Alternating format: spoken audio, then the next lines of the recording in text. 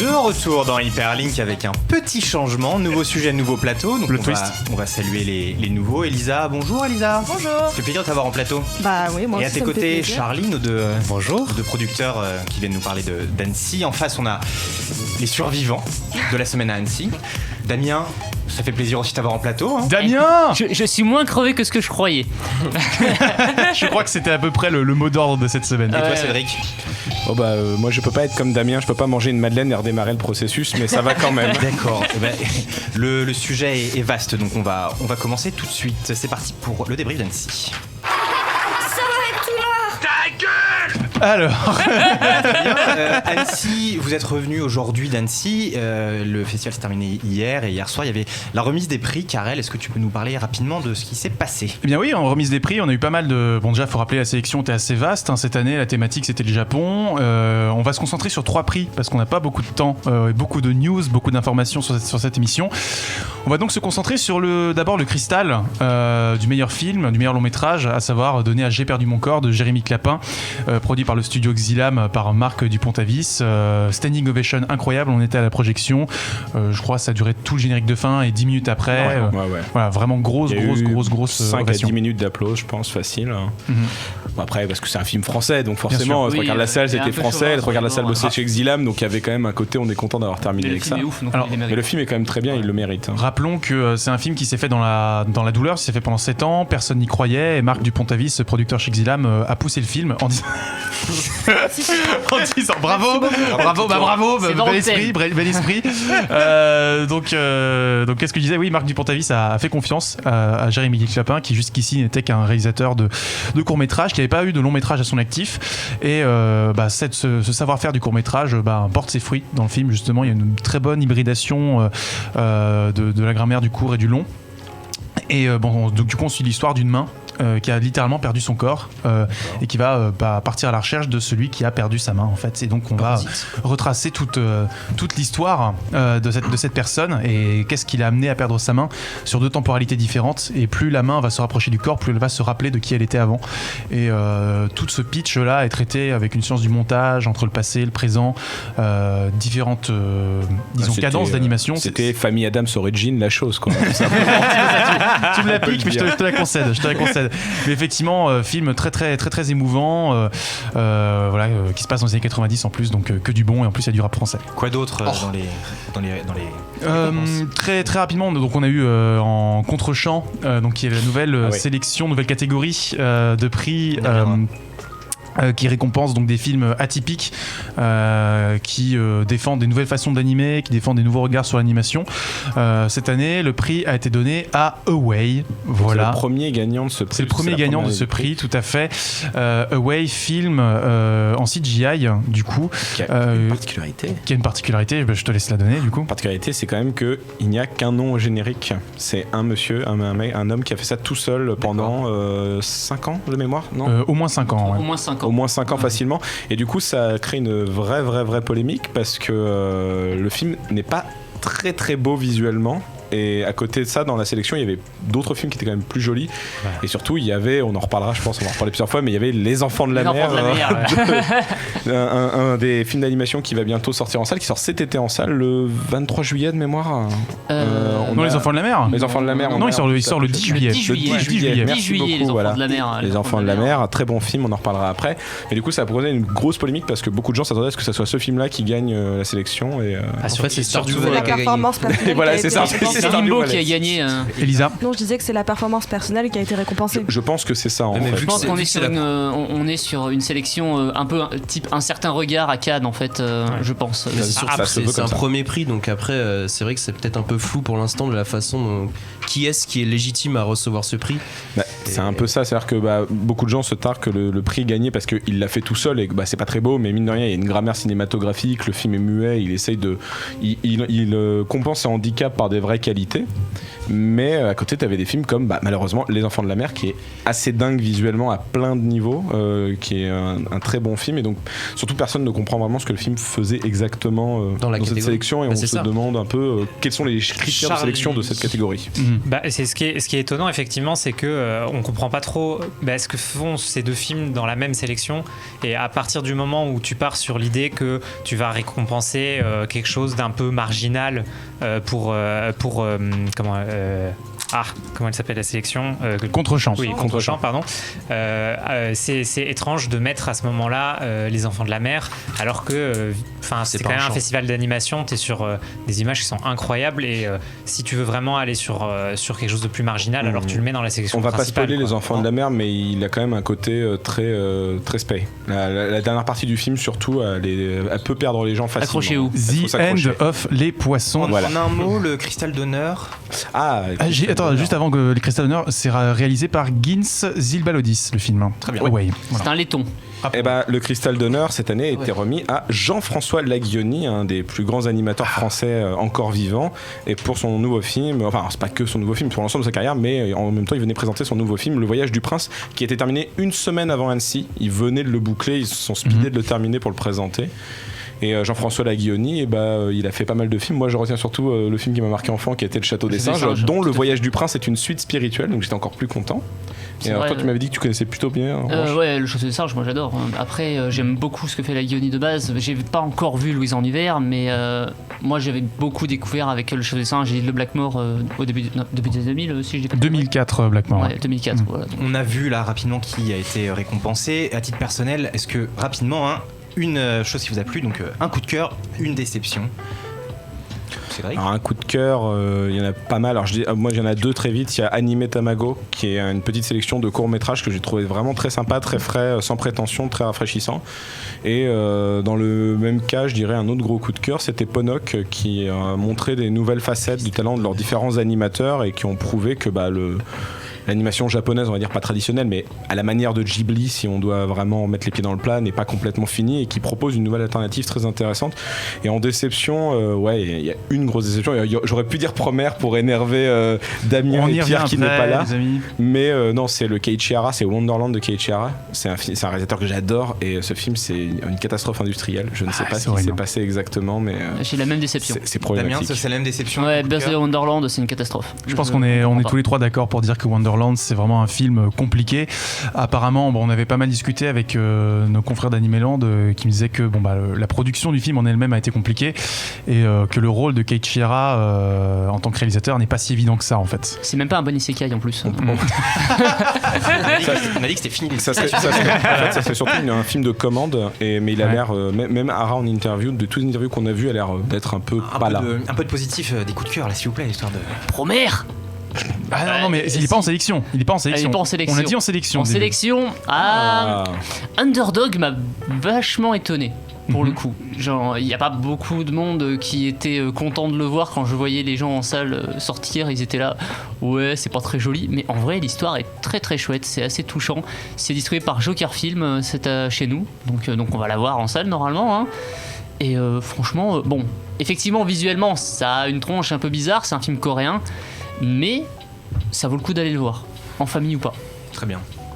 Moi, mon coup de cœur, c'était mon favori pour le Cristal, mais il ne l'a pas eu. Mais c'était quand même un très très grand film. Il sort en janvier 2020. C'est L'extraordinaire voyage de Marona, qui est un film donc Damian, donc franco-roumain, qui raconte l'histoire d'un chien qui vient de se faire écraser, qui fait en fait revivre toute sa vie, en fait. Et c'est magnifique. C'est un film ultra badant. Les films cette année, globalement, ce sont des films méga badants. Ce sont que des films sur l'acceptation de la mort de quelqu'un, sur l'abandon, vraiment, la sélection était archi hardcore sur les thèmes cette année. Après, c'est badant. Mais visuellement c'est quand même très coloré. Visuellement c'est incroyable. Tu peux faire des belles choses avec un chien qui se fait écraser. C'est-à-dire que le médium animé est exploité vraiment comme vecteur de caractérisation. C'est-à-dire que dès le premier plan, là on pourrait te montrer en te suggérant hors champ un chien écrasé avec une voiture, ou alors carrément te montrer le chien avec les tripes sur le sol.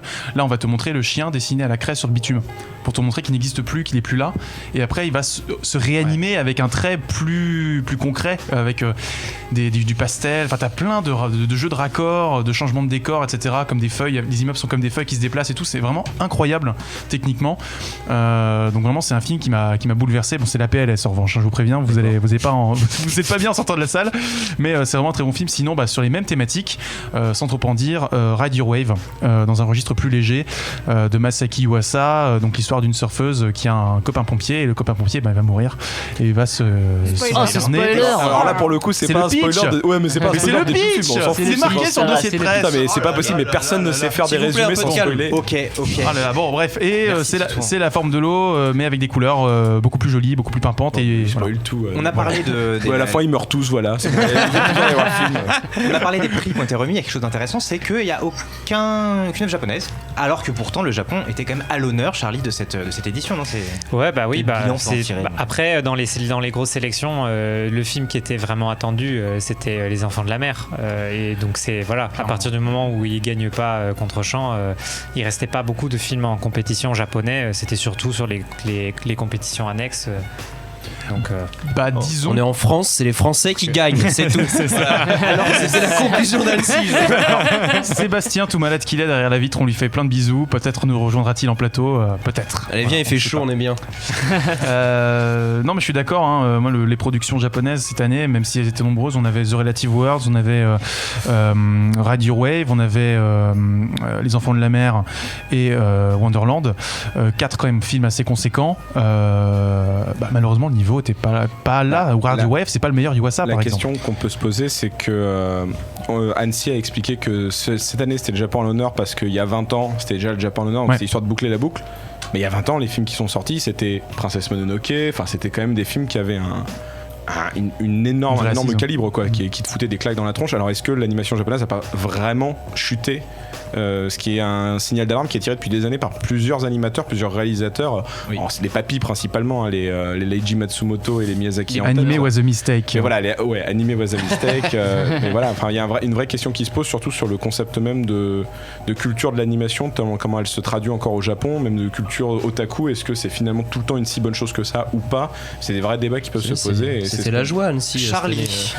C'est qu'en plus, du coup, c'était pour ça que Annecy cette année c'était aussi important pour le Japon, parce que justement ils sont un peu en perte de vitesse au niveau de l'animation, et c'était une occasion, une perte de vitesse relative, on s'entend, ça reste le Japon, mais c'était aussi l'occasion de remettre un coup de visibilité à l'international, et pour le coup, du coup, c'est un peu raté, et c'est les Français qui ont eu le plus de gros prix, mais ils avaient aussi beaucoup de favoris, donc c'est pas non plus très étonnant. T'as quand même Ponok, il y a eu l'annonce que Ponok allait faire quelque chose avec les Jeux Olympiques. Il y a quand même eu des trucs pour remettre le Japon et l'animation japonaise à l'honneur mondialement. Donc, pas non plus, on les a pas amenés juste pour se foutre de leur gueule, quoi. Mais c'est vrai que c'est dommage que ça arrive à un moment où quand même il n'y a pas trop de la question de l'accessibilité à l'animation japonaise, commence à être résolue. On a de plus en plus de distributeurs, de plus en plus de plateformes pour consommer ces films. Je pense à Eurozoom qui fêtait ses 20 ans cette année, par exemple. Et pourtant, c'est la qualité ne suit pas forcément, ou alors quand la qualité est là, les gens viennent pas. Les gens se déplacent, ont du mal à se déplacer en tout cas. Enfin, c'est vraiment, c'est pas un problème qui touche que l'animation japonaise, parce qu'il y a beaucoup de films primés, typiquement Funan l'année dernière, de Nido, même l'année d'avant, un film sur les Khmers rouges qui a eu un vrai problème de distribution, quand bien même il serait le cristal du meilleur long métrage. Donc est-ce que aussi les distributeurs devraient pas davantage soutenir les films primés au festival? Moi j'ai toujours dit qu'il y avait une malédiction du cristal d'Annecy, c'est-à-dire qu'à chaque fois qu'il y a un cristal, le film est bide en salle. Donc, personne veut l'avoir du coup. Personne veut l'avoir, voilà. Donc en 2017, on a eu Lou et Île aux Sirènes en cristal, on était contents, mais c'est vrai. Sorti en plein été en même temps. Finalement, les Japonais sont contents. Ça n'a pas bien marché, mais pas pareil. Là, j'ai peur pour J'ai perdu mon corps, mais après, comme c'est sur une production française, il y aura peut-être plus de gens qui vont y aller. Mais en plus, il a gagné la semaine de la critique à Cannes aussi. J'ai perdu mon corps, il a gagné aussi un prix à Cannes, donc c'est peut-être ça contrebalance cette malédiction dont tu parles. Merci. Messieurs, madame, il fait chaud, on va faire une petite pause, on va s'écouter. Karel, je te laisse nous dire de quoi on va s'écouter, parce que je ne sais pas. On s'écoute Generations from Exile Tribe, Brand New Story, qui est le thème principal de Ride Your Wave. On est de retour en plateau avec les Guignols. Je ne cautionne pas. Un petit changement, Sébastien. Salut. Bonjour. Tu remplaces Elisa. Alors toi, t'étais aussi dans la team Annecy. Oui. Petite forme, mais présence. Donc, petite forme, mais grande présence. Merci beaucoup à toi. Les grands par Dans son cette talent. deuxième partie, on va parler des choses que vous avez vues, des séances, et on va commencer sans plus tarder par Modeste Heroes du studio Ponoc. Qui veut commencer? Cédric, je te laisse la politesse. Ah, mais je suis très content, j'adore le studio Ponoc en plus. Et bah oui, on a donc vu en exclusivité mondiale, il me semble, parce que le film n'est pas encore sorti au Japon. On était une séance exclusive. Modest Heroes, donc le film omnibus du studio Ponoc. Donc un omnibus, pour ceux qui ne savent pas, c'est une sélection de plusieurs courts-métrages assemblés en un long-métrage. Là, il y en avait 3 de 30 minutes chacun, avec entre des toutes petites entr'actes animées qui étaient plutôt mignonnes. Donc on avait 3 films. On avait le premier qui était Canini et Canino, sur l'histoire de petits enfants crabes qui devaient apprendre à se débrouiller tout seuls dans la vie. Les borrowers sous l'eau. Voilà, les borrowers sous l'eau, et qui ne s'exprimaient que en Canini et Canino. Et en caca et en toto. Et en caca et en toto. Qui a été qui a été fait par Yonebayashi, qui est le réalisateur star du studio, parce qu'il est le réalisateur de Arrietty, Quand Marnie était là, Souvenir de Marnie, et de Marie et la fleur de la sorcière. On a eu un deuxième court-métrage dont je ne me rappelle plus le titre, c'était un truc sur les œufs. La vie l'emporte toujours, un truc comme ça. Ah si oui, tu traduisais le titre, ça donnait ça. Ah oui, et en gros c'était sur l'histoire d'un enfant qui est allergique aux œufs, et donc qui doit vivre avec cet handicap assez grave, parce que le Japon, il faut savoir, pour ceux qui ne le savent pas, il y a un lobby des œufs énorme. Chez nous c'est les produits laitiers, là-bas c'est les œufs. Il y a des œufs partout, donc c'est horrible pour lui. Il doit gérer sa vie d'une nouvelle manière, et sa mère aussi doit l'apprendre. Et la troisième histoire, c'était sur un homme invisible qui devient carrément invisible auprès de tout son entourage, et qui va peut-être devoir apprendre à changer sa manière de voir les choses, peut-être pour s'accepter, revivre, et voilà. Donc c'était 3 très beaux courts-métrages, chacun dans leur genre. Je sais que mes collègues ici présents vont dire qu'il y en a un qu'ils ont préféré parce qu'ils sont un peu putassiers et qu'ils aiment bien quand on leur fait des trucs un peu putassiers. Invisible. Mais globalement, Invisible. le dernier, celui sur le main visible. est incroyable. Pourquoi ? Parce qu'en fait, il joue avec l'invisibilité du personnage, avec la caméra qui va passer à travers le personnage, littéralement, sur certains plans. Et puis il y a aussi cette idée que non seulement il est invisible, mais aussi il n'a pas de poids. Et du coup, il est toujours obligé de se rattacher à un objet, de porter des vêtements lourds. Et forcément, il va devoir se battre contre une tempête, et il va y avoir tout un jeu avec ça. Il est trop fort et tout. Il s'envole en fait. Il s'envole. Bah, moi, le problème, c'est juste que c'est un peu trop faible en termes d'histoire. Il y a une très belle idée, une très belle intention, mais c'est trop faible. Et je trouvais quand même l'histoire la plus forte, c'est celui du petit allergique qui essayait vraiment de transcender un truc un peu idiot et qu'on a du mal à se représenter quand on n'a pas forcément Puis ce genre de maladie du en quotidien. plus, finalement. C'est très terre à terre, mais finalement, c'est quand même voilà quoi. On est sur quelque chose qui touche tout le monde. Et Canini et Canino, c'est le plus faible un petit peu. On peut dire c'est plus ou moins le plus faible, mais Yonebayashi, on va dire c'est la force tranquille. Donc il continue ce que le studio Ghibli avait déjà fait. Bah c'est vrai. C'est vraiment une extension. Ça aurait pu être vraiment un court métrage du studio Ghibli dans les années 2000. Quoi. Je pense que une personne qui n'est pas experte dans le sujet, elle confond tout de suite. Hein. Par contre, ce qui est vrai, c'est que l'utilisation de l'eau dans ce court-métrage est assez extraordinaire. Je sais pas si c'est de la 3D, mais en tout cas on croirait vraiment à de la véritable. Pour moi, c'était des vrais plans avec de l'eau et qui ont été redessinés dessus. Mais honnêtement, techniquement, c'est le plus impressionnant parce qu'ils arrivent à parfaitement mêler la 3D, donc notamment pour les poissons et l'eau, et la 2D, donc des personnages et de certains décors. Donc du coup, moi, c'est celui qui m'a le plus plu, on va dire, esthétiquement, alors que véritablement, celui qui a une histoire la plus forte, c'est Tamago, parce que c'est quelque chose de tellement simple et pourtant de tellement... comment dire, c'est trivial parce que tu te dis c'est une allergie, mais ça nous rappelle la vie de tous les jours, ça nous concerne tous en fait, et on se dit bah voilà, il y a peut-être quelqu'un dans notre entourage qui est concerné par ce genre de problème, et on s'imagine pas le calvaire qu'ils vivent au quotidien. Et surtout il le transcende par l'animation, c'est-à-dire que c'est une histoire qui pourrait pas forcément se raconter en live action, parce qu'elle a des procédés qui reposent que sur l'animation pure. Très bien.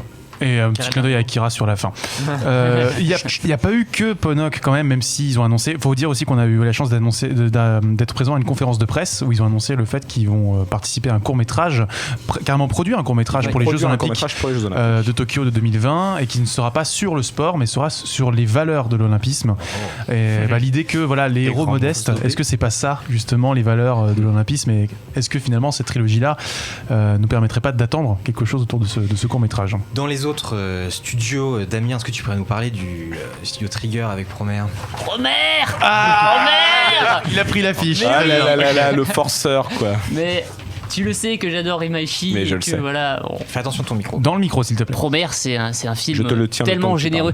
Au début de l'année, les fans de Dragon Ball ont eu Broly. Moi, j'ai Promare. Voilà, j'ai un film over the top avec des mechas, avec de la baston, ça tabasse, c'est drôle. Tout ce que j'adore. Franchement, c'était. Quelqu'un qui n'est pas fan absolu pourrait contrebalancer ce propos, peut-être Sébastien.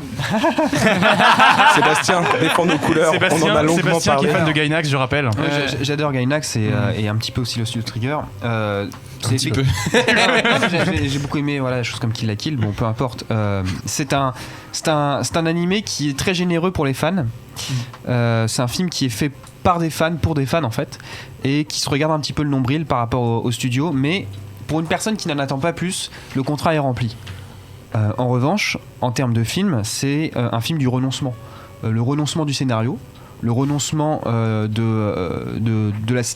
entre guillemets de la lisibilité, de la cinématographie. Mais j'ai passé un excellent moment. Je ne dis pas que c'est un mauvais film. Pour moi, c'est vraiment un film expérience qu'il faut aller voir. D'ailleurs, je conseille à tous les gens d'aller le voir en salle. Il sort le 31 juillet. Voilà. C'est vraiment quelque chose où vous en aurez plein les yeux. C'est sûr, on parle pas d'un chef-d'œuvre, mais on parle d'un film qui va qui va soit vous transporter à fond parce que justement il est over the top, soit si vous attendez vraiment à un scénario très rythmé, profond. Non, si vous attendez un scénario, n'y allez pas. Ça faut être honnête. C'est un scénario, mais quand même, je trouve que le film réussit. On va pas spoiler de quoi il parle, mais il traite. Il y a une thématique dans son de fond. Propos. Il a un propos qui est inattendu et qui est vraiment intéressant. Inattendu. Non mais attends, mais on te vend des pompiers contre des exosquelettes qui créent du feu solide rose. On va pas relancer un débat t'attends qu'on a pas eu à toute la ce- semaine, mais voilà. globalement, il y T'attends pas a à un ça. manga. En ce moment, il y a une histoire sur un manga qui a un peu une trame de fond similaire, donc inattendu me semble fort à propos comme phrase. Mais Charlie, bon. toi qui n'as pas pu voir ces films, est-ce que toi ça te donne envie de ce dont on a parlé jusque-là Du coup, moi j'ai vu le trailer et effectivement, le truc qui saute aux yeux, c'est au niveau de l'animation, c'est incroyable quoi. C'est ultra dynamique, ça te tout de suite. Enfin moi, clairement tout de suite, j'avais envie de le voir et j'étais totalement pris dans l'image. Donc après, effectivement, s'il y a des faiblesses au niveau du scénario, j'en tirerai les conclusions après l'avoir vu, mais ça me donne quand même envie de voir le film. Moi, ça m'a fait peur parce que j'avais l'impression que c'était un cache-misère, tu vois. De t'en mettre plein les yeux pour au final, peut-être que ça pêche quelque part et. Moi, il y a En fait, non, il y a vraiment un propos, il y a un sujet, il y a un scénario quand même. On peut pas dire que c'est creux non plus. Non, mais c'est pas non Voilà. plus, c'est pas le effectivement, scénario. Voilà. le sujet, Cédric? Non, moi en revanche, il y a un truc que Karel Sébastien l'a dit, c'est quand même beaucoup. Il y a beaucoup de scènes illisibles, quoi. Je pense que 30 à 40% du film, on ne comprend rien, donc faut te laisser un peu happer par ce que tu vois, mais si tu essayes de comprendre par une simple narration visuelle, laisse tomber. Prends-toi juste les couleurs et l'animation et n'essaye pas de comprendre ce qui t'arrive, et ça me perturbe un peu. Mais je peux comprendre, et j'ai pas passé un mauvais moment non plus. Juste, je suis obligé d'être un petit geek bougon parce que dans la salle, tout le monde était on fire et je ne peux pas supporter ce fanatisme absolu. Peut-être production plus grand public populaire, Karel, Toy Story 4. Ah, donc, Toy Story 4, bah oui, parce que de j'ai- trop ou c'est attendu? Alors j'ai eu la chance d'aller les voir avant le festival en VF. Du coup, le festival c'était en VO. Comment dire, c'est un vrai Pixar quoi. C'est un vrai bon Toy Story. C'était totalement. Moi j'attendais avec pas mal de réserves quand même. Surtout qu'ils communiquaient à fond sur les gags et pas trop sur le pitch ou sur disons ce qu'allait raconter vraiment le film. Et pour le coup, on a un vrai bon Pixar, un vrai bon Toy Story. Techniquement, il est assez bluffant. On sent même qu'ils ont dû downgrader certains éléments pour pas créer de vallée dérangeante entre les jouets et le monde réel. Switch Edition. Voilà. En revanche, on sent il y a un problème il y a un petit problème avec le film, mais on sent que quand même, bon, Toy Story 3 est sorti il y a 10 ans. Il y a 10 scénaristes crédités sur le film, donc ça veut dire qu'il y en a eu au moins une vingtaine. Il y a eu le départ de John Lasseter, donc il y a eu pas mal de choses à gérer autour de ce film, et on sent qu'il y a eu beaucoup de réécriture. Et donc beaucoup de personnages, et donc beaucoup d'arcs parallèles. Heureusement, ils s'inscrivent tous dans la même thématique, qui est, est-ce qu'on peut vivre plusieurs fois? Cédric, je te vois bouillonner. Non, je l'ai pas encore vu. Fais ton bougon, mais ça va aller moi, très vite. c'était évident que ça allait être bien. C'est juste que Karel, il a aimé la fin du 3, il voulait pas de suite. Mais moi, c'est Pixar. Pixar, D'accord. c'est rare qu'il fasse Quelqu'un vraiment d'autre l'a qu'il vu se autour plante du quoi. plateau, Sébastien? Non, moi je l'ai pas vu. D'accord. Moi j'étais d'accord avec Karel à la base, j'avais peur sur le 3 en fait. Je me disais la fin du 3 elle est excellente, pourquoi faire un 4 quoi. Il y avait un autre film de jouets, il me semble, qui était présent à Annecy, Playmobil. Playmobil. Ah, alors Playmobil, Cédric, tu es resté réveillé pendant tout le film. Oui, c'était le premier jour, on était un peu fatigués. Moi j'ai réussi à tenir, mais Karel il s'est endormi pendant plusieurs scènes et des fois je le voyais se réveiller faire il se rendormir. Donc certains gags marchaient quand même. Faut croire. Ça marche, mais que au réveil, du coup. Non, Playmobil, faut être honnête tout de suite, c'est pas transcendant. Mais c'est pas un désastre. Hein. Mais ouais, c'est pas un désastre du tout, il faut déjà voir les choses. Faut pas le comparer à Lego. Lego se voulait un message un peu méta qui parlait aux adultes. Là, ça parle que aux enfants, ça ne parlera pas plus loin. Donc, si vous avez plus de 20 ans et que ça vous fait chier de voir un film pour enfants, n'allez pas le voir. Concrètement, ça sert à rien. En revanche, tout ce qui est enfant, famille, je pense que c'est très bien. C'est pas moche du tout. C'est un film qui, mine de rien, c'est un gros budget pour la France. C'est très 65 millions de mémoire. Ouais, 66 millions. Mais ça fait 3 ou 4 fois moins que les Pixar, justement, ou d'autres gros films d'animation américains. Et il se débrouille très bien. Il y a aucune honte derrière ce film. Et surtout, c'est assez plaisant. On passe pas un mauvais moment. Il y a un très bon casting de voix américaines. Les voix françaises, je crois qu'il y a plusieurs guest stars, dont un Franck Dubosc. Moi, ça me va toujours quand il y a Franck Dubosc. Il y a Franck Dubosc qui pique le rôle de Daniel Radcliffe, ouais. Voilà. Ouais. Franck Dubosc qui est le Daniel Radcliffe français. Même voilà. registre. Et non, c'est un film vraiment sympa, mais faut pas non plus mettre la barre au-dessus, mais voilà, c'est très sympathique pour la famille. J'avais un tout petit truc à ajouter sur Toy Story 4 parce que j'ai eu la chance de poser la question à Josh Cooley justement. Qui est Est-ce que c'est le réalisateur, pardon. Bon, clairement, voilà, Toy Story 4 annonce Toy Story 5. Voilà, sachez-le. Le teasing. Merci Dieu. N'oubliez pas de rester jusqu'à la fin parce qu'il y a une scène après le générique qui va rendre les gens contents après avoir vu le film. Bien sûr. Dans les Work in Progress, après que vous avez pu voir le nouveau Makoto Shinkai de Your Name, ce qui sera à la hauteur des attentes, à votre avis, Sébastien? Je l'ai pas vu. Ça va aller très vite. Bah, disons que c'était un work in progress en présence du producteur qui était là pour dire regardez mon CV, regardez comme je suis cool, regardez comme je suis quelqu'un de gentil. Mais il a dit beaucoup de choses sur le film. Ne soyons pas mauvaise langue. Après voilà, si vous avez envie d'en parler davantage, mais ouais. Non, mais son CV de toute façon il était impressionnant. Il a quand même travaillé sur tous les derniers Mamoru Soda, sur Your Name. Enfin, il avait le droit de se la péter un peu. Il réalise du live à côté aussi, donc ouais, voilà. c'est un profil. Il a eu un court métrage live. Voilà, il a eu un court métrage live nommé à Cannes. Enfin, ça va quoi. Il peut. Moi ça va, ça me dérangeait pas. Porter, oui. J'ai hâte d'avoir un gros CV pour faire des conférences juste pour dire regardez. Mais dis-toi, ton CV est déjà très gros. Non mais ce qui est bon, on a appris que surprise, Shinkai aimait animer l'eau, aimait animer la lumière, aimait faire des beaux décors. Bon, mais en revanche on a eu un message assez. Dans 30 ans il n'y en aura plus. Et c'est un peu de ça dont on va traiter le film d'ailleurs, parce qu'on a eu un message de Makoto Shinkai justement qui témoigne. Il n'a pas pu être là parce qu'il fallait absolument finir le film. Marcel Jean nous avait dit lors de la conférence de presse que le film devait être présenté en sélection à l'origine, mais qu'il n'a pas eu le temps de le terminer. Il n'est pas assez avancé. Donc petit crunch en cours là. Donc on a vu Makoto Shinkai très fatigué à l'écran et qui nous disait voilà, ce film, c'est une histoire que je veux raconter maintenant. Il y a 3 ans, j'aurais pas pu le faire. Dans 3 ans, je ne pourrais pas le faire. Dans 30 ans, il n'aura pu. Voilà. L'eau, Nandeska. Donc ce film va raconter donc l'histoire d'une jeune fille qui peut simplement écarter les nuages et rendre le soleil dans un Tokyo arrosé par la pluie en permanence. Et en gros ça va être une métaphore de cette génération à qui les baby boomers ont tout pris et qui vont peut-être être capables de reconstruire autre chose. La bande-annonce a laissé voir un peu des coups de feu, des yakuza. Donc le film a l'air un petit peu plus énervé que ce que Yuasa, non, de ce que Shinkai nous a montré jusqu'à maintenant. Donc peut-être qu'il va réussir à transformer ses récits de romance en autre chose. Charlie? Après, j'avais l'impression que c'est quand même tout le truc autour des Yakuza, c'est dans la bande-annonce, c'est quand même assez marginal et on reste quand même dans le même ton. Il y a toujours ce truc du lien, de l'histoire d'amour plus forte que le reste et j'ai l'impression que c'est quand même très dans la même veine que Your Name.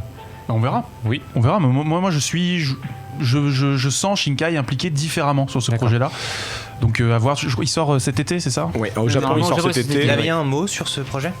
Moi je suis très enthousiaste pour Tenkinoko, donc c'est vrai que Your Name, la première fois j'étais pas super emballé. À force de le revoir, je me dis qu'il y a quand même beaucoup de trucs à en tirer. Et c'est vrai que je suis très intéressé de voir le tournant que prend Shinkai sur ses derniers films, parce que à la base, moi les romances, ça me saoule. Et du coup, quand il se met à parler de politique, ça m'intéresse un peu plus. Et donc là, ouais, je l'attends au tournant un peu. Je suis très curieux de voir ce que ça va donner. Pas mal de films politiques en ce moment. Ouais, beaucoup. Au Japon, ouais. Dans les autres Work in Progress, il y a Primal. Primal, moi. Pour jouer Kazooie sur Smash, c'est ça? Mauvais timing. Est-ce que tu l'as vu celui-là, Sébastien? Alors là, oui. Ah bah je t'en prie alors. C'est un orgasme. Voilà, un orgasme. D'accord, ni plus ni moins, pas trop. Pour ceux qui ne savent pas, c'est la nouvelle série de Genndy Tartakovsky qui est réalisée au sein du studio, enfin produite, excusez-moi, au sein du studio La Cachette, studio français qui ont réalisé notamment quelques cours pour League of Legends. Le seul cours en 2D sur Love, Death and Robots sur Netflix. Exactement. La séquence en 2D de Moon et encore plein d'autres choses, plein d'autres trucs. Bon, on va pas faire leur CV. On parle d'une série, 10 épisodes, c'est ça? 10 épisodes. 10 épisodes, 13, oui. Ouais, 22, 23 minutes, je sais plus. Non, 20 minutes chacun. Ouais, 20 minutes, autour de 20 minutes dans la homme préhistorique sur un dinosaure qui se fight. Sans dialogue. Alors, l'histoire a l'air un peu plus profonde, mais globalement lui le nous l'a trailer, résumé ça, comme ça. Il voilà. a dit c'est ce que je voulais faire. J'avais cette image d'un caveman on a dinosaur. On a même eu des passages où il nous a fait écouter ses enregistrements qu'il avait envoyés au studio et pour c'était hilarant. pour les animatiques, quand il narrait justement pour expliquer ce qui se passe à l'image. Il fait des bruitages et tout quand il. Et là, et c'était très sympa. Faut dire que attention, c'est extrêmement violent. C'est-à-dire que c'est des graphismes à la Samurai Jack, mais on parle quand même d'un homme des cavernes qui va arracher une dent à un dinosaure et lui transpercer le crâne. C'est très violent. La tête avec. Vraiment, c'est très violent. Attends, le dinosaure arrache la moitié de la tête de l'autre dinosaure. Bien sûr. C'est très très violent, mais par contre en termes d'animation, c'est le top. C'est magnifique. C'est vraiment exceptionnel. La direction artistique est à tomber, comme il le dit en fait à chaque fois, c'est no blue sky, no green grass. Pas d'herbe verte, pas de ciel bleu. Pas de ciel bleu. Voilà. Donc, et surtout même il y a des techniques. La Cachette par exemple est très typée manga dans leur manière de travailler et ils font beaucoup de secondes où c'est d'animation à deux expositions. Ils font des émissions des pauses de 5 images en gros, et Tartakovsky leur a dit est-ce qu'on peut faire 2 plutôt, et donc ils ont dû réapprendre à travailler certains de leurs styles pour avoir un truc plus fluide. Et surtout un truc, c'est que Tartakovsky, c'est la punchline de la conférence, c'était Energy must be story, c'est-à-dire on a des pauses clés, mais lâchez-vous sur les intervalles. Faites des lignes de fuite, faites du flou, déformez le corps, allez-y, éclatez-vous. Et on ressent ça tout de suite direct, quoi. C'est incroyable. Et le vraiment. processus de fabrication était super intéressant puisque il n'y avait pas de pack. Parce qu'en fait, quand on fabrique une série en général, on construit un gros pack à la base avec tous les designs. Et là, il n'y avait rien qui était prêt. Ils ont tout construit. Tout s'est fait au fur et à mesure avec la construction des cinématiques. Donc les personnages se sont rajoutés un par un. Donc il y a eu une évolution des personnages. Et donc tout ça a permis en fait au studio de La Cachette de rajouter vraiment beaucoup de. Donc gros coup de cœur. Énorme coup de cœur. Pour tout le monde. Hein. Ah oui, clairement. C'est clairement unanimité. C'est clairement. J'y étais pas, je suis déjà hypé. C'est clairement l'un des meilleurs trucs qu'on a vu cette année. Ça va tout défoncer. Et ça sort bientôt en plus. Ouais, sur Cartoon Network, Adult Swim. On pense à Adult Swim. Est-ce que ça va défoncer Promare? C'est la série télé donc. Est-ce que ça va défoncer Spices, une collaboration franco-chinoise? Est-ce que c'est réussi? Est-ce qu'on peut déjà faire un point sur ce que c'est Spices peut-être? Oui, Spices c'est un film. Donc c'est une production chinoise. Voilà. Franco-chinoise et qui raconte une histoire dans un monde anthropomorphique d'animaux, l'histoire d'un chat agent secret qui va devoir faire équipe avec une souris rat de laboratoire un peu débonnaire, et en fait ils vont s'intégrer dans un hôpital parce qu'il y aurait un truc caché et voilà, je n'en dis pas plus. Waouh. Et disons que c'est une comédie chinoise qui peinait à se conclure, c'était limite à la limite de l'enfer du développement, et ils ont été chercher, les Chinois ont été chercher le réalisateur Guillaume Ivernel et Davy Mourier comme script doctor, et qui du coup a rajouté des gags, a réécrit certaines scènes, etc. Il a écrit tous les dialogues français. Si on peut rappeler Davy Mourier, donc réalisateur de Nerds, figure emblématique de No Life. En ce moment, il fait Bad News, qui est très bien. Je conseille. Qu'on avait reçu pour l'émission sur Dorothée. Il est auteur de BD et auteur et aussi donc du coup aussi du dessin animé La Petite Mort. Homme à tout faire. Pour avoir vu pas mal d'animations chinoises, vaut mieux que quelqu'un repasse derrière pour adapter ça au public français, parce qu'il y a des fois il y a des trucs qui passeraient pas du tout. Mais alors c'est réussi ou pas en France? Et justement c'est un peu ce que dit Titouan. Le problème c'est que on le sent, l'humour est très chinois. Il y a beaucoup de gags, la manière dont c'est narré, dont c'est monté, c'est fait pour un public chinois. Et malgré la présence des Français pour un peu alléger, rendre le truc plus potable, je vous avais prévenu. C'est des fois très problématique. Ouais. Mais Davy Mourier a quand même fait. Ils ont quand même fait un très beau taf pour arranger le truc. Les dialogues sont pas dégueux du tout. Ils sont très bien. Et même Davy nous a dit en off que des fois il a eu dû revenir sur ces trucs parce que les producteurs chinois disaient non, il nous faut quand même ce gag-là. Il fait ouais, mais ça marche pas. Ouais, mais il nous le faut quand même. Bon, bah ok, d'accord. Et donc, il devait jongler tout le temps. Mais positivement, c'est quand même un film qui, je pense, pourra plaire un peu comme Playmobil. En fait, c'est un film qui pourra plaire aux enfants et à la famille. Hein. C'est clairement. Ils ont fait des tests. En fait, Orozo nous a dit, c'est pas un film fait pour le public d'Annecy, mais fait pour le public en général. Ils ont fait des tests, séances tests avec des enfants qui étaient tous super contents, qui rigolaient vraiment bien. Donc, je pense que le film a une chance de marcher en salle. Et il faut quand même aller le voir avec vos familles et vos enfants. Très bien. Dernier point avant de prendre l'air un petit peu. Eden, la CGI et les Japonais. Alors, Eden, c'est un projet qu'on attendait depuis un moment parce que c'est un projet réalisé par Yasuhiro Irie, qui a quand même signé Fullmetal Alchemist Brotherhood. Pas mal de gens du studio Bones qui ont rejoint le projet. Donc, quand même. Un truc conséquent, on peut s'attendre à un certain niveau de qualité. Christophe Ferreira à la direction artistique, merci. Donc excellent, avec des très très beaux décors. Maintenant le problème c'est qu'est-ce qu'on met sur ces décors ? Eh bien de la 3D. Alors est-ce que c'est la décision de Netflix qui veut mettre de la 3D pour les occidentaux ou est-ce que ce sont les Japonais qui, avec l'enveloppe qu'on leur a donnée, veulent marger un maximum en mettant de la CGI qui coûte moins cher ? Toujours est-il que on a des feuilles de personnages avec des designs 2D magnifiques et quand ils sont transmis en 3D c'est horrible quoi. Ça pique. Je suis désolé pour Netflix mais c'est pas beau quoi. C'est quoi, c'est la lumière du coup qui il y a rien qui va. Le mot de la fin sur ce c'est décevant. Mais l'histoire elle est cool. Attention. Le pitch elle a vraiment très chouette. A l'air génial. Donc moi je regarderai uniquement pour l'histoire. Le méchant a un super design. Bon, il sort de Garo mais à part ça et les décors sont exquis. C'est ça, on nous demande est-ce que c'est une adaptation du manga Eden ? Non, rien à voir. C'est une création originale. Mais moi, ce que je dirais juste pour finir, ce qui est assez inquiétant, c'est que Christophe Ferreira, justement, indique qu'il s'occupe des décors et de la direction artistique, a été consulté pour l'écriture des épisodes, alors que la série fait 4 fois 20 minutes. C'est-à-dire que. C'est 4 épisodes. Alors que c'est une série que l'équipe avait en tête depuis 10 ans. Donc. En 10 ans, vous n'avez pas de quoi remplir 4 épisodes et vous demandez en plus au directeur artistique des idées. Enfin, donc j'ai très peur pour le contenu du truc. Vraiment, je sais pas ce qu'on va trouver. Très bien, écoutez, merci beaucoup. On va faire une petite pause. On va s'écouter Benjamin et MPI Inferno de Promare et on revient juste après pour parler des tendances. De retour en plateau pour ce grand débrief du Festival d'Annecy. Dernière partie, on va parler conférences et tendances et on va commencer tout de suite avec Disney, petit bougon. Ouais, on va faire très court. Moi, j'ai pas vu toutes les conférences, mais je me suis beaucoup intéressé surtout à Disney Télévision, les programmes séries télé animées de Disney. Il y en a 2 qui sont à retenir. La première, c'est Amphibia. C'est une série qui va commencer dès demain, en fait, sur Disney Channel aux États-Unis. Donc, comme d'habitude, très vite en France. Ça raconte l'histoire d'une petite fille, en fait, qui se retrouve téléportée dans un monde d'hommes crapauds où elle va être prise pour un monstre et finalement, un crapaud aventurier va se faire ami avec elle et ils vont essayer de se. Il va la transporter. Non, en gros, c'est surtout. C'est l'inverse, c'est plutôt elle va essayer de revenir dans son monde. C'est j'ai oublié le nom là, je vous avoue, comme ça. Isekai. Non mais je parlais du créateur, c'est un ancien animateur sur Gravity Falls et ça tombe bien parce que c'est une ancienne animatrice de Gravity Falls qui a fait l'événement avec de Hall House, dont il y avait plusieurs affiches un peu partout dans Annecy, de Hall House, la maison de la chouette. Pas Horror House, non.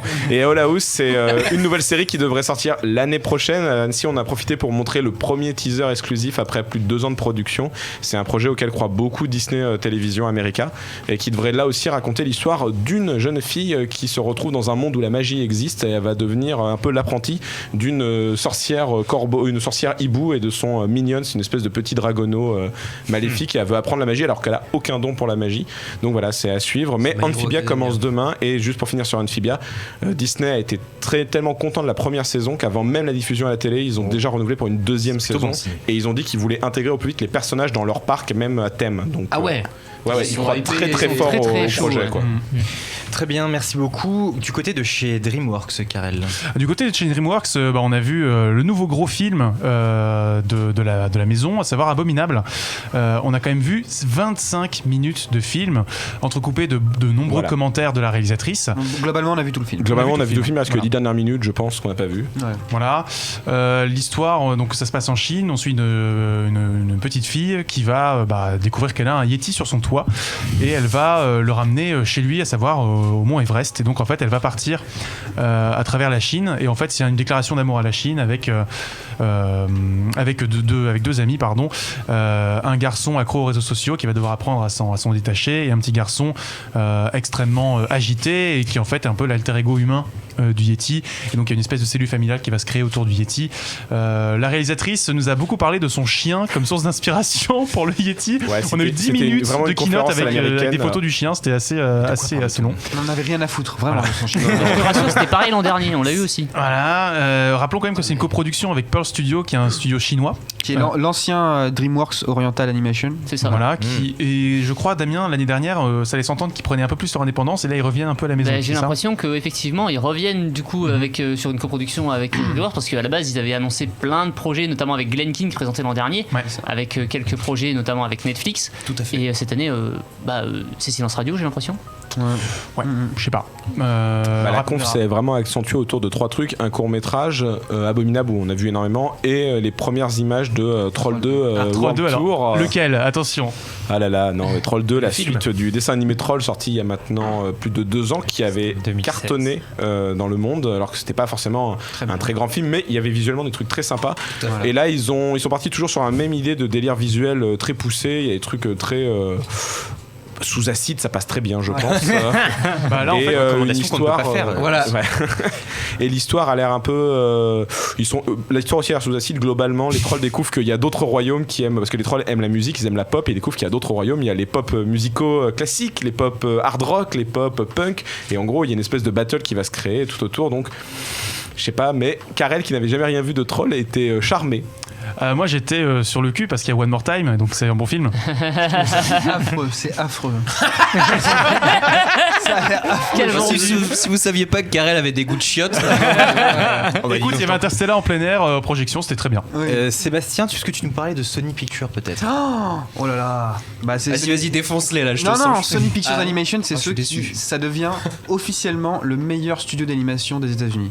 Très loin au-dessus de Pixar, très loin au-dessus de Disney. On rentre dans forte le prise game. de position. Ah non, mais le Hall of Fame. Ah non, mais on n'aura pas le temps pour tout dire ce qui se passe. Mais déjà, je vais déjà parler de leur chose la plus importante. Ils créent une division Sony Pictures Animation alternative qui va produire des grosses productions d'animation à destination des adultes. Des films d'animation pour adultes, notamment 2 projets de Tartakovsky, avec un truc qui ressemble à Black Knight, c'est Dark Souls le film en noir et blanc. Berserk plutôt. Berserk, ouais, ça ressemble vraiment beaucoup à Berserk avec les codes de la KPDP. Voilà. On n'a pas eu d'image du film, mais on peut supputer que c'est en noir et blanc et en 2D. Voilà. Et peut-être interdit aux moins de 18 ans. Voilà. Et il y a ensuite un autre film qui est comédie qui s'appelle Fixed, qui est la dernière nuit qu'un chien passe en compagnie de ses couilles avant de se faire castrer. Voilà. Putain, mais Ça a l'air magnifique. On dirait du pichat quoi. Extraordinaire, avec en plus un show produit de stop motion produit par les gars réalisé plutôt par les gars Robot Chicken. de Robot Chicken. Super Bago, ça s'appelle. Voilà, Super Bago. C'est la stop motion pour adultes, c'est genre what quoi, genre ça faisait longtemps qu'on n'avait pas vu ça. Dark Crystal quoi. Oui, non mais d'accord. Et en gros, qu'est-ce qu'il y a d'autre? Il y a Hungry Ghost. Hungry Ghost, oui, une série adaptation d'une anthologie de comics sur la cuisine et les fantômes. Ouais. Et chaque épisode avec une DA différente. Ah, ça c'est cool. Avec des méthodes d'animation Et des différentes. méthodes d'animation différentes. Et ça, c'est juste pour leur truc alternatif, parce que sur leur line-up principal, ils vont réussir à. Ils ont décidé, ils ont dit bon, on sait qu'on n'est pas Disney, on sait qu'on n'est pas Pixar, on sait qu'on n'est pas DreamWorks. Qu'est-ce qu'on va faire? Eh bien, à chaque film, on va faire une direction artistique différente. Ça veut dire que, ok, on a fait Spider-Man Into the Spider-Verse. Très bien, on va faire une nouvelle DA. Avec là, on a vu un film. The Mitchells versus The Machine. Merci, The Mitchells versus The Machine, avec J'ai pris des notes. en 3D et les textures qui sont peintes à la main. Ah ouais. Voilà, c'est excellent, vraiment. Moi, j'apprécie beaucoup. Ça va pas plaire à tout le monde, c'est sûr, mais les mecs, au moins, ils prennent position. Voilà, ils vous proposent des trucs différents. C'est quand même extraordinaire, un studio qui va prendre des risques sur chaque film. Alors, bien sûr, il y a Angry Birds 2. Moi, c'est pas du tout mon truc, mais c'est très beau. Enfin, faut Attends, dire. vous m'avez fait chier avec toutes vos merdes, vous avez pas dit qu'il y avait Angry Birds 2? Il y a quand même dans le lot, il y a aussi Vivo. Oui, Vivo. Vivo, alors Vivo qui est prévu pour 2020. On va suivre, en fait, ça va être un road movie musical. On va suivre un vieux monsieur et son chat qui vont faire un voyage de la Havane à Miami, et ça va être toute une odyssée à travers l'histoire, à travers l'histoire de la musique big band, de la samba et du musical, et avec attention, en film d'animation, avec à la direction de la photographie Roger Deakins. Quand même, donc No Country for All Men, c'est lui. Donc c'est un très très très grand directeur de la photographie. L'imaginer s'attaquer au monde de l'animation avec tout l'univers de latino-américain et les procédés d'animation qui ont servi à faire Spider-Verse, moi je dis oui quoi. Moi je veux juste dire, il y a Dracojo qui dit Dark Crystal c'est stop motion, c'est pas juste des marionnettes. Tu as raison Dracojo, c'était une blague, aucun n'a remarqué, tu vois que mes collègues sont tous des incultes. Prochain point, merci. Non. Merci de faire mon travail. C'est d'autres choses que vous vouliez souligner sur Sony. Moi je peux être scénariste chez eux si vous voulez. T'as plein de bonnes idées. Oui. J'ai encore une dernière chose, Sony Pictures Animation International, projet qui vise à aider les studios dans le monde entier pour fabriquer des films d'animation, que ce soit en Inde, en Chine, en Afrique, en Zimbabwe, en France, en Espagne, au Brésil, partout. Ils vont arriver. Il va y avoir Suriname. Un transfert pas un transfert, mais un transfert de compétences qui va s'opérer, et ils vont permettre à des studios de proposer des nouvelles œuvres dans le monde entier. C'est extraordinaire. C'est Netflix en mieux. Avant qu'on passe au point suivant, je vois Hollow Knight 573 sur le chat qui demande pour la troisième fois ce qu'on a pensé des hirondelles de Kaboul. Donc je vais vous demander ce que vous avez pensé. Répondez-lui, il en peut plus. Pas vu. D'accord, pas vu. Pas vu. Alors, on était très mauvais sur l'organisation, je dois dire. C'était ou bien on vous livre des informations qu'on se donne la peine de chercher. Ou Kaboul, à un moment, le choix était évident. Ou bien on se donne la peine d'aller au MIFA et d'aller gratter un petit peu des infos, les conférences, tout ça. Soit on va voir les films. Malheureusement, on n'a pas réussi à aller voir les hirondelles de Kaboul. Désolé. Sébastien. J'ai eu l'occasion quand même de voir pas mal de minutes du film pour des raisons spécifiques. Mais c'est un très beau film. En tout cas, visuellement, c'est vraiment une réussite. Ça, il y a pas à chier. Les retours sont dithyrambiques également. Après, est-ce que ce film n'aurait pas dû avoir le cristal ? Je ne sais pas. Mais ce qui est sûr, c'est qu'on est très content que ce soit J'ai perdu mon corps qui ait eu le cristal. Voilà. tu es non, chut. et bonjour à ceux qui nous rejoignent sur le chat, notamment la débauche qui, je crois, était pas très loin de vous pour ce week-end. Tout à fait. Tout petit point, il y a quand même dans la division alternative, le reboot des Boondocks. Reboot des Boondocks avec l'auteur de la bande dessinée de base. Donc on a vu que 3 chara-design pour le moment, mais sa promesse a l'air beaucoup plus colorée que la série qu'on avait pu avoir sur la série d'origine. C'était Lishon Thomas, si je dis pas de bêtises, qui lui était à la conférence Netflix par contre. Tout à fait. Ça, on n'en parlera pas. Ouais. Sébastien, je vais un peu abuser de ta présence en plateau pour que tu nous parles de Bobby Pills. J'ai la chance de parler de Bobby Pills. C'est moi qui ai la chance de. Oh là là.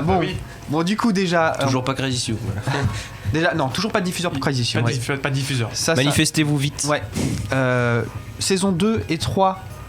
Pour Vermine, globalement je fais un petit pitch rapide. La saison 2 beaucoup plus dark, ça sera un thriller avec un grand méchant contrôlé par un parasite, un peu à la style des fourmis zombies. Les fourmis zombifiées par les champignons quoi. Voilà, exactement.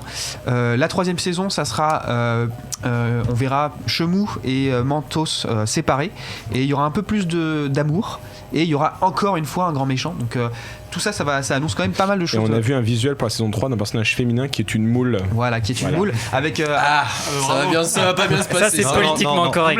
Vous me l'aviez pas dit avant l'antenne, ça. Qui reprend la scène de Pocahontas, la découverte de Pocahontas. Pour vous dire, c'est assez drôle. D'accord. Saison 2 de Pipoudou. Saison 2 de Pipoudou. Donc Sex Trek, comme nous a dit Balak. Donc il n'y a rien de produit, évidemment. En revanche, crowdfunding peut-être à la rentrée. Donc il va falloir être là pour soutenir. Donnez vos sous. Soutenez Pipoudou parce que là j'ai un petit problème dans ma vie actuellement. Il me faut plus d'aventure. Donc d'accord. Il me faut des cours. Donc voilà, ça sera dans la même chose, mais dans l'espace avec un peu plus. Dans l'espace. Dans l'espace. Ouais. SF. Eux, il a vraiment dit c'est Sex Trek quoi. Il est très fan de Star Trek. Il nous a dit 3 fois Balak et il a dit ça va être Sex Trek. Et le visuel qu'on a vu, il y a Pipoudou en mode. C'est une comète. C'est globalement, il a un sabre laser en forme de bite. Il est en mode. Ouais. Ça avait l'air très bizarre. J'ai hâte de voir le clin d'œil à Shuma Gorath de l'univers Marvel. Si vous connaissez ce méchant, vous savez de quoi je parle. Voilà. Et je crois qu'il y a d'autres choses aussi chez Bobby Pills. On a vu attendu. une animatique de Princesse Apocalypse. Ouais. Superbe, vraiment. Bon, c'est extraordinaire parce que leur animatique c'est quasiment déjà animé. Donc on a vu quasiment de l'animation. D'accord. Vraiment exceptionnel. Qu'est-ce que ça raconte l'histoire de Anna, Poupée et Gabriel. C'est Gabriel ? Oui, tout à fait. Voilà. Anna qui est une espèce de chauffeur Uber de l'espace. Uber de l'espace qui, pour arrondir ses fins de mois, fait des courses un petit peu sous le manteau. Et un jour, il s'avère qu'elle transporte un artefact millénaire dangereux qui contient un démon. C'est le 5e élément. Voilà. Et en gros, Poupée, l'idole numéro 1 de l'espace, se retrouve je crois qu'elle chope l'artefact et elle se retrouve possédée par le démon, par un démon, et elle sera toujours protégée par son garde du corps Gabriel, qui peut se transformer en archange grâce à sa bite, grâce à son protège-couille.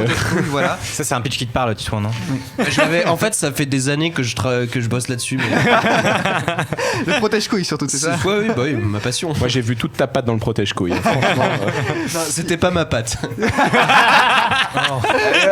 S'il vous plaît. En fait, c'est pas parce que c'est la dernière que. Par contre, on peut voir beaucoup d'images sur le Twitter, notamment de Balak, et allez voir, c'est très sympa. Il nous a dit effectivement qu'il a voulu travailler avec des personnes qu'il connaît de longue date. Donc c'est vraiment des amis à lui qui sont très très bons et qu'il allait chercher pour pouvoir travailler avec eux. Ça s'annonce vraiment top. Il n'y a pas de diffuseur. T'as une tête abominable. Mais ça a l'air exceptionnel. 2 autres projets annoncés, Jim Queen et Nympho. J'ai plus le titre. Non, ça commence par Nympho machin. Je sais plus saison 3 en gros. Je sais plus trop. Mais bref, c'est deux autres séries. Il n'y a pas eu plus de détails annoncés dessus. Juste le nom des séries avec les réals. Et un appel à projet. Et l'appel à projet pour un long métrage de film d'horreur. Donc si vous avez un scénario que vous voulez faire développer en long métrage d'animation 2D de film d'horreur, voilà, ils sont là. Et en dernier petite dans les choses de Bobby Pills. Alors c'est pas directement Bobby Pills, mais effectivement on a eu des informations sur Last Man saison 2. Mais c'est pas Bobby Pills. C'est pas Bobby Pills, c'est Everybody on Deck, mais effectivement c'est à peu près la même équipe, en tout cas la même bande. Il n'y aura pas Jérémy Perrin. Ce sera a priori Jérémy Waro, et au niveau du format. Moi je sais rien. Je sais pas si on a le droit de vous dire. On vous en parlera le moment venu plus tard. Karel, parle-nous d'Ankama un petit peu. Alors Ankama, on est allé au MIFA, on est allé les rencontrer et on a revu Thomas Romain, avec qui on a discuté longtemps, au moins 40 minutes, et je dois dire que ça fait plaisir de voir que la maison se remet après Moutafoukaz et Dofus, épisode 1, Juliette, qui quand même avait peiné à trouver leur public. On sent que alors que ce sont d'excellents films les deux. Vraiment, c'est vraiment de la qualité. Pour le coup, Thomas Romain nous donne des nouvelles. Je ne sais pas si vous vous souvenez de son anthologie d'illustrations avec ses enfants, où il redessinait les dessins de ses enfants. Eh bien, il a choisi de prendre une série de ces dessins-là et d'en faire carrément une série qui s'appellera Kumos. Donc, on va suivre des petits lutins. Ça va être très contemplatif en CGI. Du coup, il y a tout un plan transmédia autour. Donc, Ankama mise beaucoup sur cette série-là. BD, alors, petite info, moi, dans le livre, je me rappelle de ces personnages. L'enfant qui avait dessiné ça, son plus grand, je crois, disait maman, elle aime bien ces dessins-là parce que c'est pas des monstres pour une fois. Donc peut-être que c'est pour ça qu'il a choisi ça, parce que leur maman, elle a dit bon bah c'est ceux-là. Faites une série, c'est ça, c'est pas les monstres dégueux. C'est PJ12 quoi, c'est bon. Du coup, c'est lié à No Border cette histoire? Alors c'est lié dans la démarche, dans le développement. Le développement est fait au sein du studio No Border, mais il voudrait et effectivement c'est pour un public japonais, c'est peut-être pas exactement ça. Donc ça serait produit en France et développé par le studio No Border. L'idée c'est de faire travailler des japonais pour un diffuseur français. Voilà. En gros, de faire transfuge dans l'autre sens, là où tout le monde veut prendre le guide du retard pour aller au Japon. Voilà, donc pourquoi pas. En tout cas, c'est très très beau. On a vu une vidéo. À la bande son surtout, parce qu'il nous a montré la vidéo. Et à la bande son, on va retrouver Yasunori Nishiki. Et qui est ce petit Yasunori Nishiki? Le compositeur d'Octopath Traveler. Voilà, donc le jeune poulain de Square Enix, la révélation en termes de compositeur de l'année dernière, qui fait son trou chez Ankama et sur une série qui pourrait bien, à mon avis, qui a de très très beaux jours devant elle. Si on peut avoir Nishiki sur d'autres productions Ankama, je ne dirais pas non. Juste, je vois sur le chat, Yapa nous demande si on a eu des infos sur Mars Express. Alors, moi je peux vous le dire, le long métrage n'est pas encore financé. Il est toujours en recherche de financement, donc pour l'instant, il n'y a rien qui se lance. Voilà, D'accord. Sur Ankama, est-ce que tu avais d'autres choses? Alors on avait Mabel et Merlin, Rapidement. série de Causal, animateur sur Dofus, donc qui sera une série sur des petites sorcières, avec du sakuga, de la belle animation, voilà, beaucoup de choses. On a Princesse Dragon, qui est un long métrage qui est en production, en tout cas qui est en production depuis très longtemps. Serpent de mer. Serpent de mer chez Ankama, et qu'on a vu ressurgir avec un visuel, une affiche, donc peut-être des annonces à prévoir autour de ça. Plutôt le studio, on sent qu'il change son fusil d'épaule et qu'il pense ses œuvres en temps, pour être diffusées et pas seulement uniquement. Il y a une restructuration, de la démarche, de la fonction, de la production au sein du studio. Merci. On n'en dira pas plus, mais ça permettra de rendre le studio plus périn. Voilà. Pérenne. Jérémy ou à la pérenne, pardon. Ouais. Non. Ça suffit tes blagues. Là, c'était la dernière. J'ai plus de tickets blagues. Okay. Pérenne. Rapidement, d'autres choses à évoquer. Le truc d'horreur. Oui, alors Bloodbath, j'ai plus le nom complet, je suis désolé, ça m'est sorti de la tête. Il commence à faire très chaud. Ouais. Puis ça fait 2 heures qu'on c'est en donc plaît. une série de zombies. Et là, je suis désolé, j'ai besoin d'un verre d'eau. En fait, il y a plein de monstres. Aide-moi, s'il te plaît. Voilà, il y a plein. En gros, c'est pareil, ça sera c'est pas pensé pour, je crois, être une série. Hein. Mais ça serait de l'horreur, et donc du coup, ça veut dire pour adultes. Enfin, pas exactement pour adultes, ado-adultes, on va dire. Teenage, je pense. Voilà, plutôt. et il y aura de tout. Il y aura des tengu, il y aura des zombies, c'est un petit peu, ça regroupe tout l'imaginaire horrifique. Très bien. Universel.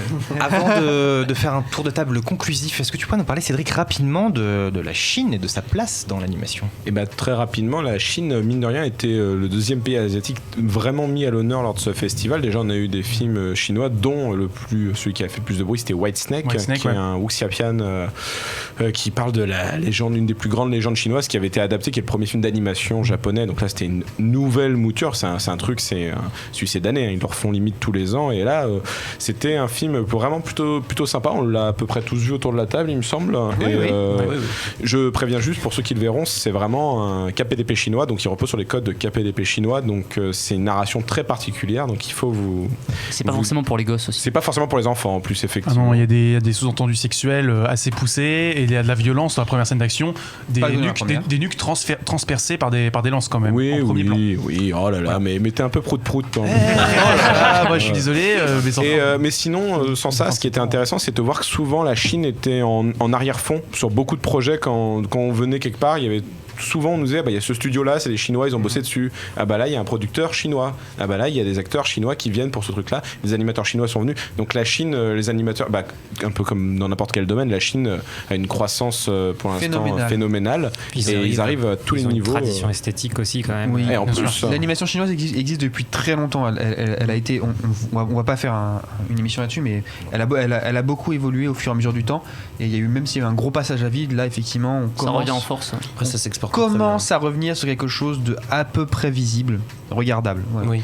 Dernier mot, Karel. Dernier point sur la Chine, parce qu'il faut quand même parler de Tencent. Tencent est très présent. Sur Sony, je l'ai passé sous silence, mais il y a un petit film qui s'appelle Wish Dragon qui fait partie du programme international justement.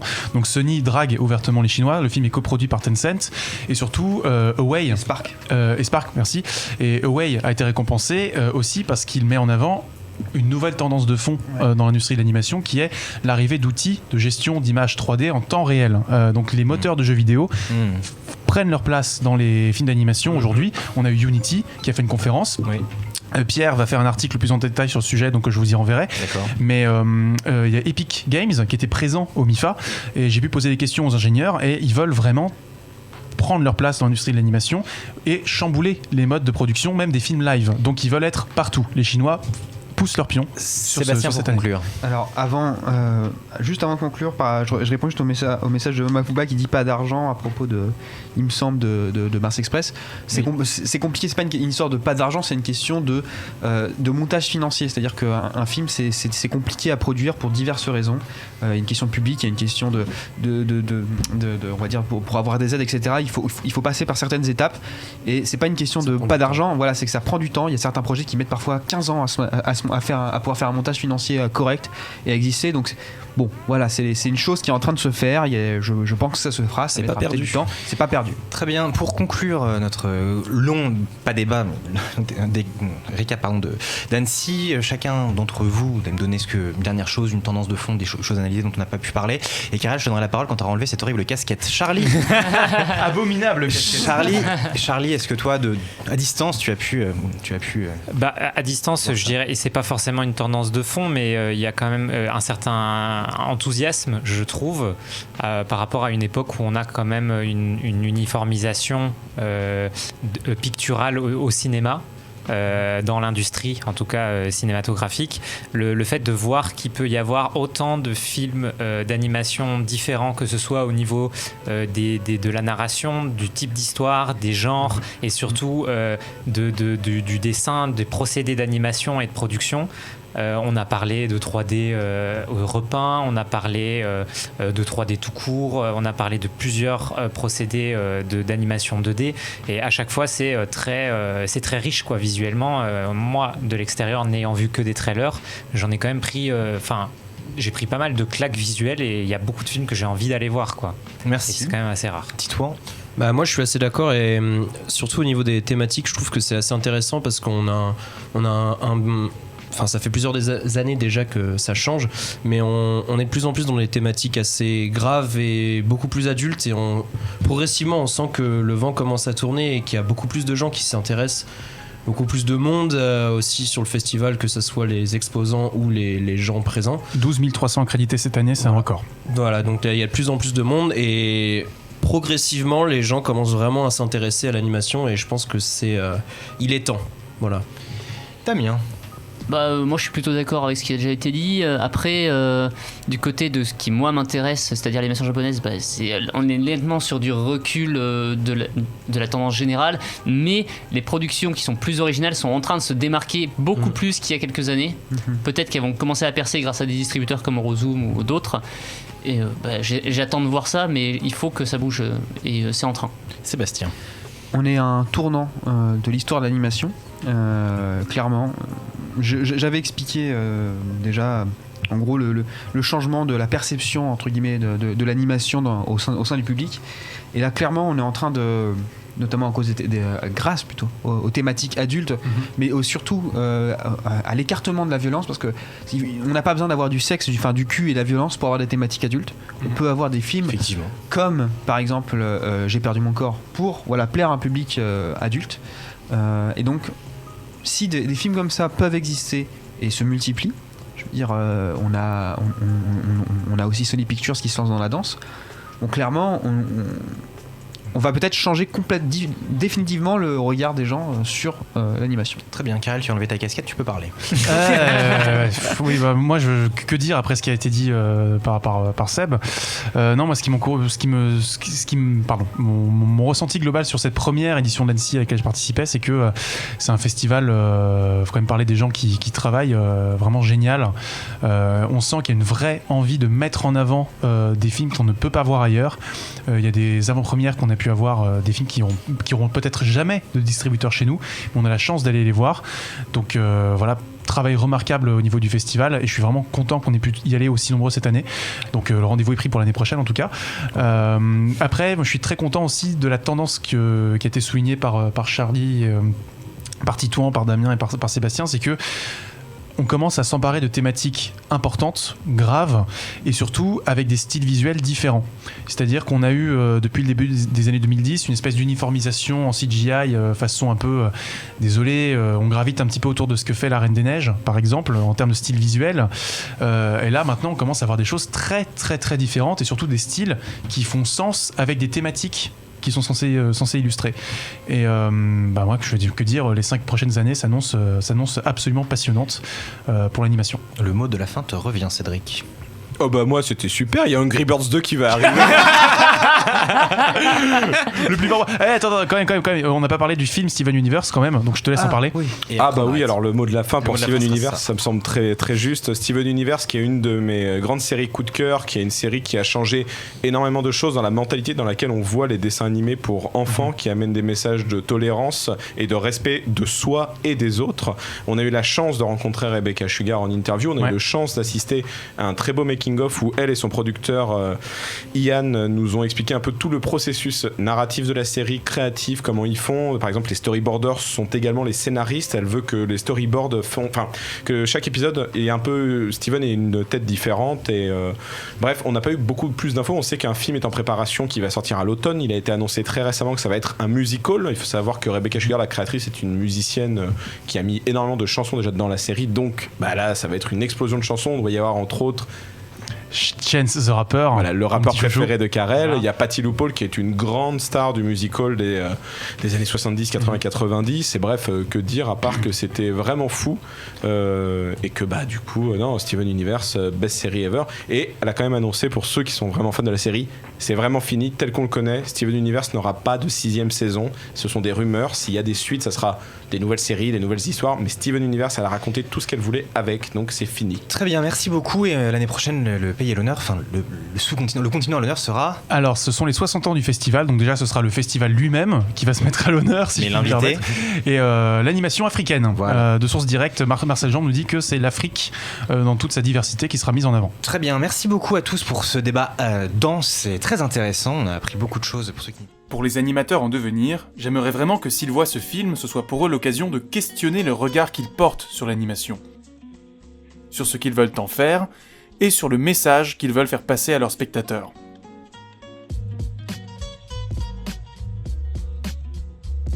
Vous toutes et tous, vous êtes le futur de l'animation. Il faut endosser cette responsabilité. Ce qu'il faut dire aux animateurs, aux jeunes animateurs, c'est de prendre des risques. C'est d'oser. Et de ne pas attendre d'avoir l'autorisation pour faire les choses. S'il vous plaît, racontez des histoires personnelles. Ça ne veut pas dire que ces histoires ne peuvent pas être humoristiques, de la fantaisie, de la science-fiction ou des comédies, mais il faut que le cœur de ce que vous êtes fasse toujours partie intégrante de votre travail. Puisez là-dedans et explorez le plus tôt possible, que ça infuse tout ce que vous faites. Pour ma part, j'adore rencontrer des gens à travers leur bande dessinée et leur animation. L'animation est pour moi la meilleure façon de transmettre des émotions. À toutes celles et ceux qui veulent travailler dans l'animation ou dans la BD, je suis impatiente de vous rencontrer à travers votre travail. Je veux savoir qui vous êtes. Jeux vidéo, BD, manga, séries et cinéma de genre. L'actu Pop & Geek, c'est dans Hyperlink, votre cocktail de bulles et de pixels, avec Karel et son équipe, tous les dimanches à 16h, en direct sur VL.